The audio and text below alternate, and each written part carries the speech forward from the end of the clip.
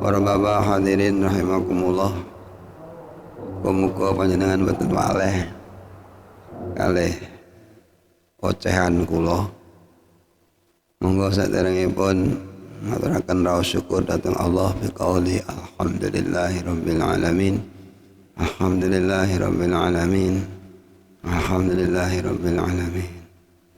Dene menapa kula panjenengan dipun kersakaken kalian Allah nggadah kersa, nggadah karep ibadah.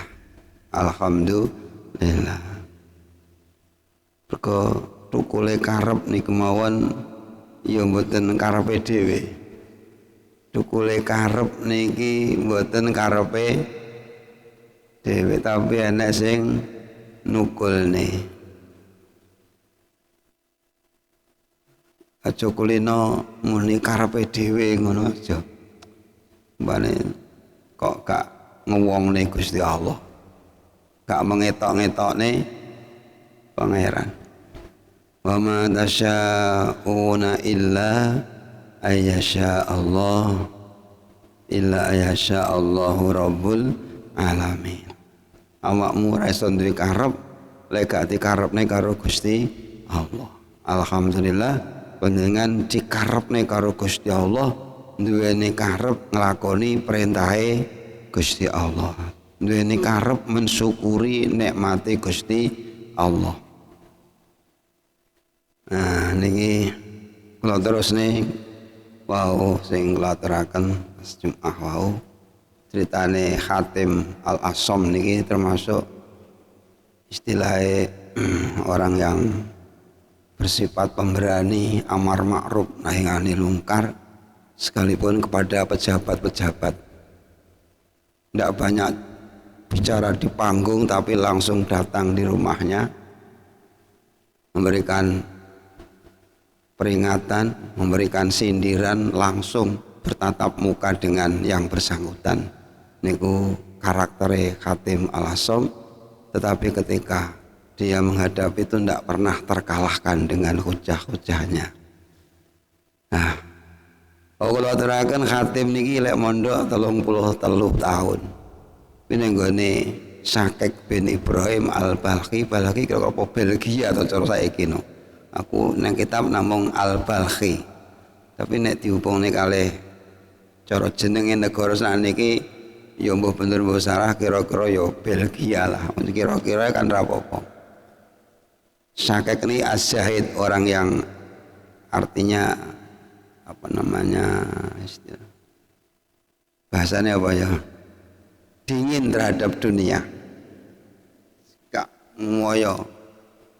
Az-zahid awake kan demam dunia. Bahwa ketika Hatim Al-Asham belajar tidak kepada Syakik niki 33 tahun niku mendapatkan 8 poin persoalan. Yang pertama niku Hatim menganalisa bahwa setiap manusia punya kekasih, tetapi pada akhirnya sebesar apapun rasa cintanya kepada sang kekasih, pomo matio bareng kuburane ora dimor. Pomo matio bareng kuburane ya ora mbane kentekan nggon. Artinya berpisah. Berpisah. Ada satu contoh itu namanya Laila Asy-Syairah, seorang putri terkenal sebagai penyanyi, pengagumnya banyak sekali, pecintanya banyak sekali. Salah satu yang mencintai Laila itu juga seorang penyanyi, tapi aku nyanyinya lali. Di antara nyanyinya gini, karena dia gagal dalam menikahi Laila. Ini malah teko Laila barang, Laila Soto Maryam niku. Jadi Laila itu legendaris di dalam dunia Arab mengenai soal penyanyi. Di dalam dunia penyanyi, apa arani? Dunia musik Laila itu cara saiki yo pangkate Ida Laila wilah kira-kira. Nah, salah satu pecintanya itu mati duluan. Kira-kira ngenes mereka Laila dipek saingane, kalah saingan. Sebelum dia mati itu syairnya terjemahnya begini, saya lupa itu. Sekalipun aku sudah terkalang kubur di bawah batu-batu nisan, badanku sudah menjadi tulang belulang yang remuk hancur. Andai kata Laila lewat di sisiku dan dia mengatakan salam untukku, pasti akan saya jawab. Wih, ini apa ini ceritanya?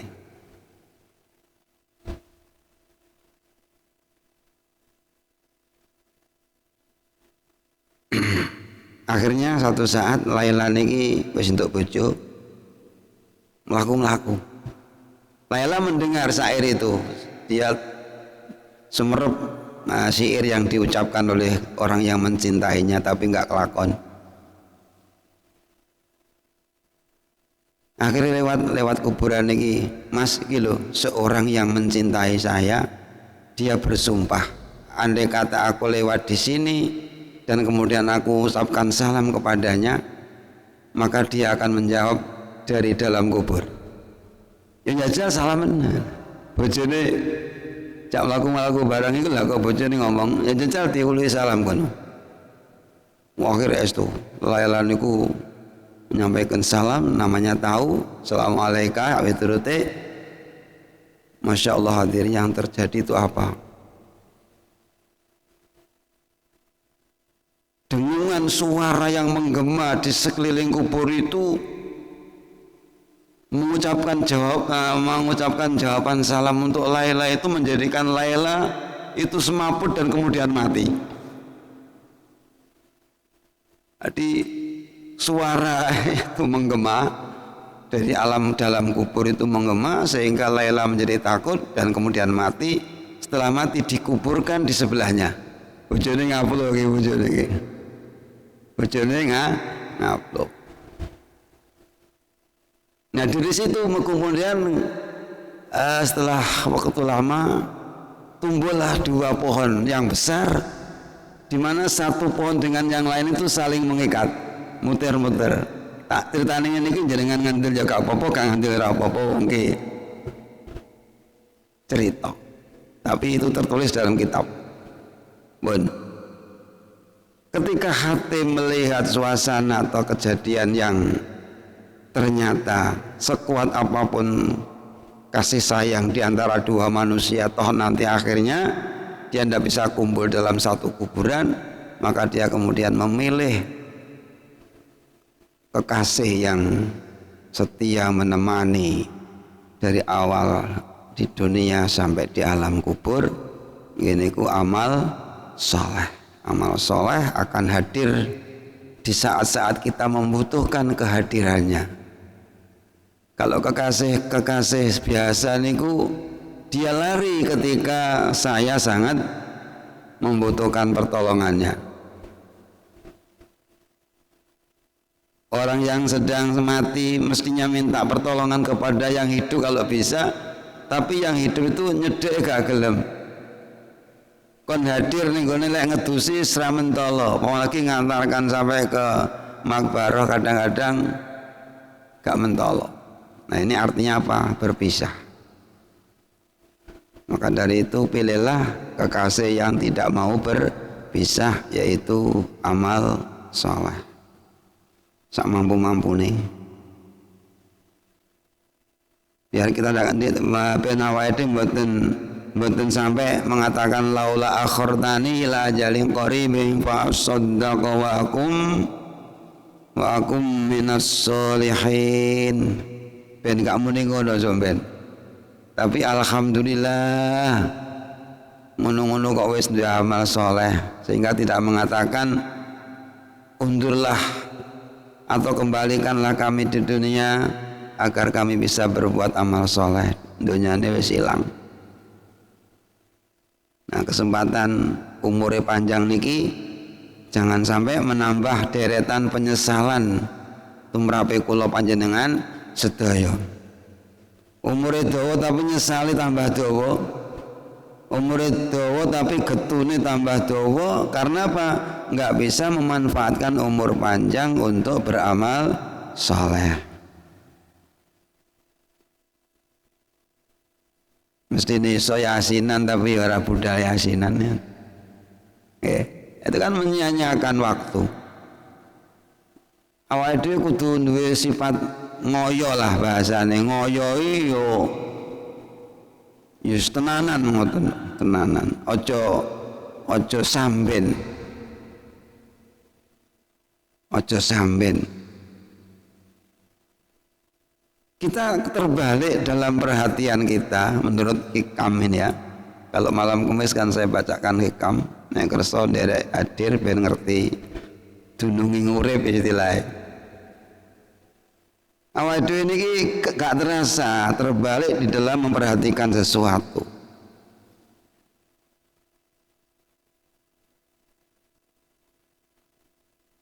Bahasan hikam kan termasuk tanda-tandane wong sing istilahnya itu konyol ya. Itu lebih memperhatikan sesuatu yang sudah ada yang menanggung, sementara tidak memperhatikan terhadap tugas yang mesti harus dikerjakan.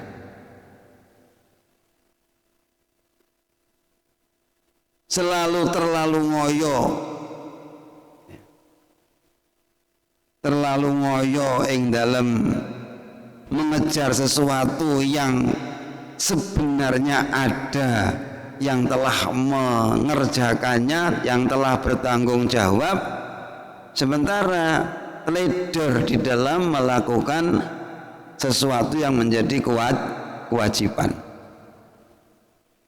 Niki terbalik. Sing dadi kewajibane mbane nggak diperhatikan, sing wis ditanggung karo liyane malah diperhatikan. Wis donya niku filmnya kan dunia terbalik dadi nggih. Awake cara berpikir ikut terbalik. Wis ditanggung, sing nanggung itu bukan siapa-siapa, tidak main-main. Yang nanggung itu Allahu Al-Ghani Al-Mughni. Allah yang menanggung itu Allah yang maha kaya, memberikan kekayaan, yang tidak pernah mengingkari janji, maha kasih sayang, maha perkasa, maha kaya, dan seterusnya. Yang nanggung kita dalam masalah kehidupan, kecukupan nafkah kan Allah. Wa ma min dabatin illa 'alallahi rizquha. Tapi sebegitu kita perhatian banget, ya aku barang katut asline niki.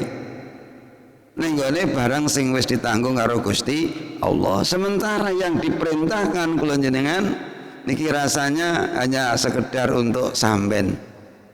Kurang menjadi nomor satu, kurang diprioritaskan. Jujur mawon awake dhewe niki salat kan ya nek pas nganggur-nganggur wae lah salat. Gelem yasinane nganggur ora pati gelem kok omone repot. Tak delok mana ya sak menit-menit tok iki jane.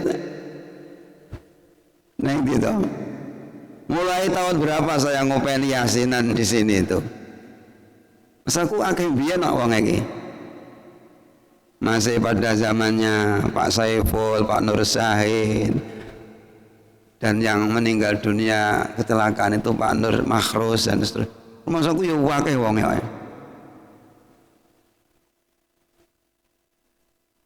Lagi wongnya nanti sekian ya salah. Sekapa lah karep mula nggih. Iku wis ditunjang karo pengajian malam Kamis iki wong-wong iki. Sing asli malam Setu ndene ora kembane.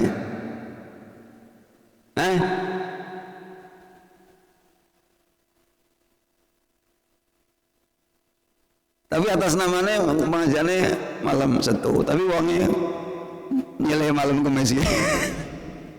Aku aja kowe. Maka ngetok jumlahe bangsa lembut itu sing kaget. Ya kita khusnudon mungkin ya memang ada niat tapi belum ada nekat. Enak niat tapi orang pati nekat. Nomor dua, kesimpulan yang bisa diambil oleh sang Hatim al-Asam niki bahwa melihat dawuh Kanjeng Gusti Allah wa amman khafa maqama rabbih wa nahan nafsa 'anil hawa fa innal jannata hiyal ma'wa. Sapa wong sing wedi mergo iya wong niku nek melihat Allah itu seperti itu sifatnya itu, siapa yang enggak takut loh. Awake dhewe kan gak duwe rasa takut. Enggak ngredeg. Padahal Allah itu Al-Jabbar, Al-Qahar, Al-Mutakabbir, Sahibul Jabarut wal Malakut, pokoknya ngurpo waseso di tangan Allah Subhanahu wa taala, berbuat semaunya sendiri. Mau ndelep nih sampean ning neraka ya enggak apa-apa, masuk nih teng surga ya enggak ada yang melarang. Sak enake. Ini patut kita takut kepada zat yang semacam itu posisinya. Enggak takut dan kemudian wanahan nafsa 'anil hawa, ndak nuruti kesenangan. Orang itu punya kesenangan. Sudah fitrahnya manusia itu ada kesenangan, tapi di situ tidak dikatakan tidak punya kesenangan, tapi menahan nafsu dari sesuatu yang mereka senangi, yang disenangi oleh nafsu. Karena secara umum yang disenangi oleh nafsu itu mengarah kepada kesulitannya dirinya sendiri, mengarah kepada kerusakan dirinya sendiri. Artinya dirinya sendiri itu dirinya orang yang menuruti niku wau. Kula jenengan ini nuruti nafsu no tambah rusak. Kalau dilos nuruti nafsu senengane apa mbok turuti. Saya punya kesimpulan banyak orang yang dibunuh oleh kesenangannya sendiri. Jadi sesuatu yang menyenangkan gitu, yang kita senangi itu buri-burine hati-hati awake dibunuh oleh yang kita senangi. Cumbu-cumbu laler disenangi tapi akhirnya membunuh gitu loh.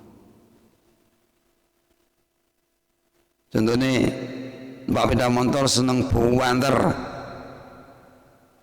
Nah, dengan tidak memperhitungkan banter bagaimana, akhirnya dia celaka karena ngikutin kepuasan naik sepeda sak bantere. Senengane dari iki nggak ngerti yo efek dari yang dimakan itu juga bisa mengganggu kesehatannya. Nah, makanya Qur'annya mengatakan wa nahan nafsa 'anil hawa fa innal jannata hiyal ma'wa, surga lah tempatnya. Ini surga yang bisa dinikmati sekarang juga ada, surga yang nanti akan kita nikmati bersama-sama insya Allah juga bisa. Ya pastilah gitu. Artinya wong ini iso ngeker nafsukan suasana dunianya, suasana rumah tangganya, suasana di dalam masyarakat ini sendiri akan menjadi suasana yang surgawi ketika seseorang tidak ada yang kemudian ekses syahwatnya atau terlepas kendali di dalam menuruti syahwatnya. Yo enggak kemudian enggak bersahwat belas, yo enggak, tapi mengurangi. Nomor 3, Hatim punya panemu ngeten. Melihat seseorang itu secara umum wong niku lek duwe barang berharga, barang sing bejaji mesti direksa, mesti diopeni, mesti disimpen. Nggih, terus mboten jenengan duwe barang sing berharga, emas atau apa atau uang atau apa sajalah yang dianggap itu sesuatu yang berharga mesti disimpan. Tetapi hati melihat bahwa yang disimpan oleh orang yang menyenanginya, yang memilikinya, lama-lama barang yang disenangi ini sendiri juga habis. Sing disenangi kula jenengan sing sampean simpen sampean tabungi suwe-suwe yo entek juga loh. Wis ditabung iku iso entek. Kok dicikuki terus gak tau diseni. Dalile wa ma indakum yang fat. Sesuatu yang kamu cekel, yang kamu miliki, yang kamu jaga, yang kamu openi niku suwe-suwe ya entek. Wa ma indallah baq. Sedangkan yang dijaga Allah, yang dicekel Allah itu akan langgeng. Melihat ayat niki, Hatim akhirnya apa? Ketika punya sesuatu yang dianggap berharga, maka enggak disimpan sendiri, tapi dipasrahane Gusti Allah. Awake dhewe ora iso kene iki. Seneng duwe ya ora tinggi infak, tapi ya tinggi tuku sing untuk kepentingan kita sementara di sini. Toh akhirnya juga habis. Kita tidak pandai menghayati ayat niki sehingga kebanyakan yang kita miliki itu masih belum sampai kepada tingkatan dititipne ning nggone Gusti Allah biar aman. Masih dititip ning nggone bank, ning nggone dulure, nggone siapa-siapa, itu semua akan habis. Pasti akan habis. Wa ma indallahi wa ma indakum yang fat. Ayat itu mungkin niku. Sembuh pokoknya ngono kuwi. Niku nomor pira ki mengke? 1 2 3. Jam 8 ya san. Ayo wit-wit nggih kuwi. Mangane kalau jenengan pandai-pandai lah menitipkan barang berharga nih kula panjenengan niki pada Allah Subhanahu wa taala, itu pasti aman. Itu pasti aman. Saiki pamane awake duwe akeh titip ning bank, kuwi nek akeh ngono ya dadi masalah. Ada pertanyaan duwe kondi. Kuwi gak hasil cucian uang. Mbok lah gak ngerti. Nek akeh-akeh duwe kondi ndelok penggaweane ngono kok nitipne nyang bank kok akeh men duwe kondi, curiga juga. Repot diteleh ning omah kuwatir gondol maling, teleh bank dicurigai. Akhirnya ditanyakan asal usul uang ini sendiri, bingung nih. Gua ono nang gone wong sing butuh-butuh niku yae. Aku barang termasuk butuh aku. Allahumma Muhammad. Tapi tak omongin iki ora patin duwe-duwe kok Dilalain tak omongin iki yo padha rasa ngomong ora patin duwe-duwe. Paling duwe jenengan yo enek rong tomblok. Hatim ngoten niku cara berpikir. Terus Hatim berpikir lagi. Kebanyakan manusia itu mendambakan soal dalam hal mencari kemuliaan, mencari kejayaan, mencari kehormatan itu mendambakan soal nasabnya atau kelompoknya atau jabatannya dan lain sebagainya. Tapi itu akhirnya juga tidak menjadi tidak menjamin untuk bisa menjaga kehormatan, untuk bisa menciptakan rasa hormatnya di dalam dirinya.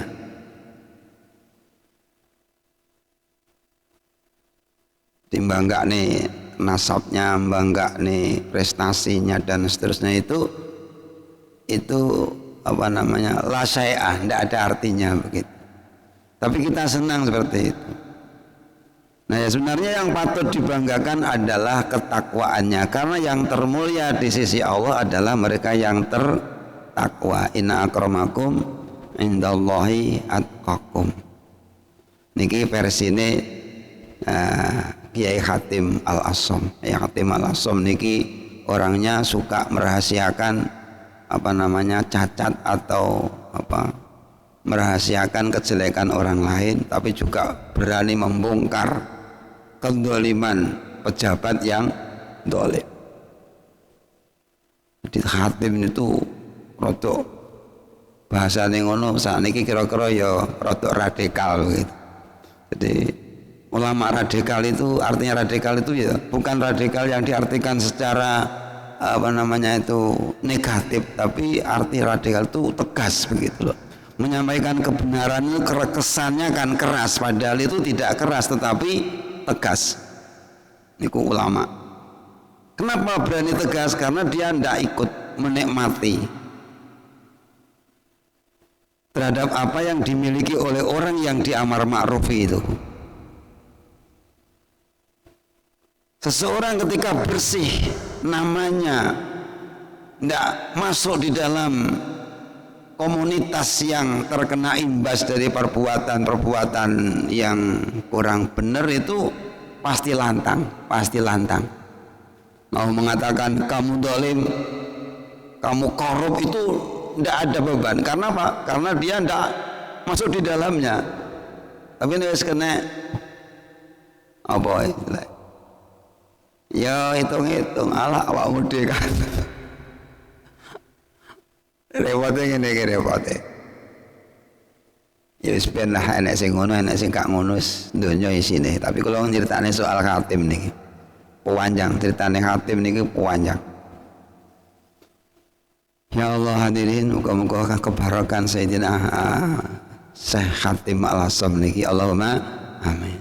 Pernah Khatim Al-Hassam itu pura-pura menjadi badui, datang kepada seseorang yang notabene itu sebagai hakim, sebagai penguasa, qadhi lah begitu, namanya saya lupa.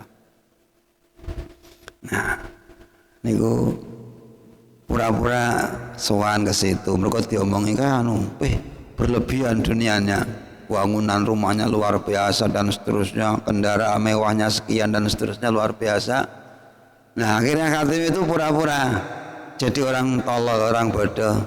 Saya datang di sini, saya itu orang desa, saya tidak punya apa, tidak bisa apa-apa, tolong saya diajarin tak soal ibadah, soal agama, soal wudhu, saya belum paham. Ngaku ngono. Wi sowan rawuh ning kene seorang pejabat. Nah pejabat dulu itu notabene juga pinter dalam hal agama karena negara Islam. Jadi ngerti fikih gitu loh, ngerti fikih. Akhirnya bagaimana? Saya ingin belajar caranya wudhu saya. Sang qadhi itu, belajar wudhu ning gone qadhi. Oh ya, coba pelayan ambilkan air wudhu. Saya akan mengajarin orang ini, tamu yang tidak tahu caranya wudhu. Wah, akhirnya wudhu, kemur 3 kali, basuh wajah 3 kali dan seterusnya, semuanya 3 kali. Dah, tirukan. Hatim kan nerok nih. Akhirnya lek kemur iku ping 5. Aja akeh-akeh. Terus iku basuh wajah ping 8. Pokoke diakeh-akeh nih. Sone nih. Itu jenenge israf, berlebihan. Berlebihan itu tidak boleh, makruh, gak dapat pahala. Kamu itu yang wudhu 3 itu kata Rasulullah, wudhunya Rasulullah itu 3 kali gitu. Nah di situ kesempatan Khatim kemudian istilahnya itu menyampaikan argumennya itu, subhanallah, saya baru wudhu dengan membasuh 3 kali sudah dianggap berlebihan. Saya membasuh kaki 3 kali sudah dianggap berlebihan. Mana berlebihan dengan rumah yang semewah ini, sementara rakyat dibiarkan kelaparan. Panjenengan punya villa, punya bangunan yang mewah-mewah, mobil sampean lebih dari 5, kok tidak mengatakan berlebihan? Wih, caranya kiai saya gini-gini hebat ya.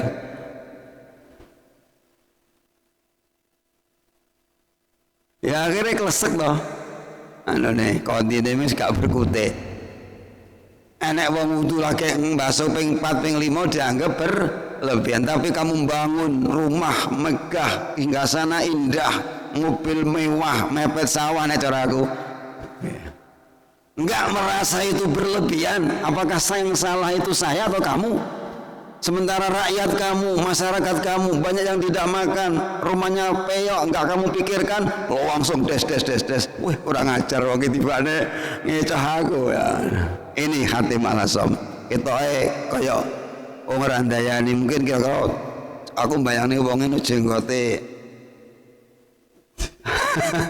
Terus cobae rada piye ngono kira-kira. Sandale rada trepes tapi dakwahnya amar ma'rufnya mengena sasaran sesuai dengan perintah Allah, tidak gentar menghadapi halilintar. Di penjara sekalipun siap. Ini bahasa saya. Mungkin kalau jenengan belajar dari Hatim. Allahumma amin. Jadi kalau menurut versi Hudzaifah bin Yaman, ya jangan tersinggung, aku juga bisa. Al-Quran jangan sekedar dijadikan amalan. Artinya jangan hanya dibaca dan dibaca sehingga menjadi sebuah amalan. Tapi Al-Quran penting diamalkan. Aku singgung lagi, diamalkan. Bukan sekedar amalan, tapi diamalkan. Tapi bagaimana bisa mengamalkan kalau tidak pernah ya baca dululah di amalan. Mari ngono diresapi artinya. Dan kemudian diaplikasikan maknanya. Allahumma amin. Mungkin manfaat maslahah fid dunya wal akhirah. Kaya jenengan maca Yasin ini kan yo jane enek yang mesti harus kita ambil sebagai pedoman. Awake dhewe wis maca-maca alam ahad ilaikum ya bani adam ala ta'budu syaitan innahu lakum aduwwum mubin. Muni jenenge kan yo ngeling jenengan iki ta omong ngerangan to aja manut setan.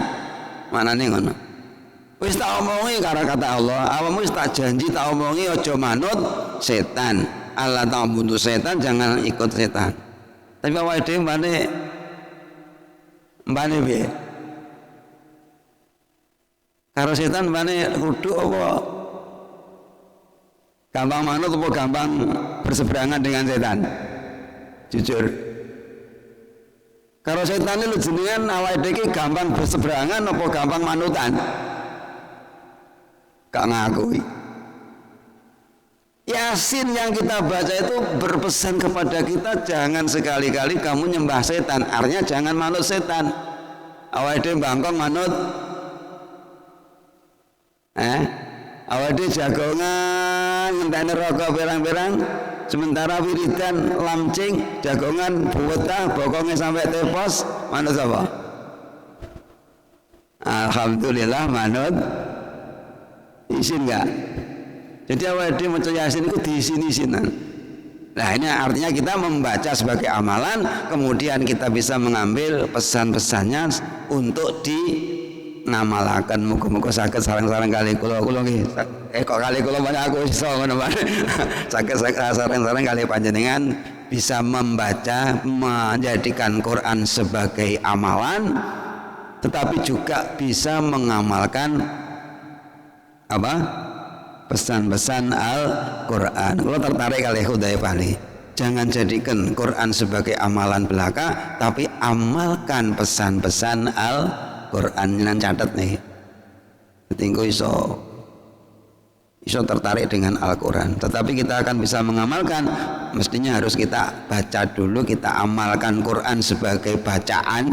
Kalau nggih seneng, cara iso nggih remen, kalau niki penghafal Quran nggih remen.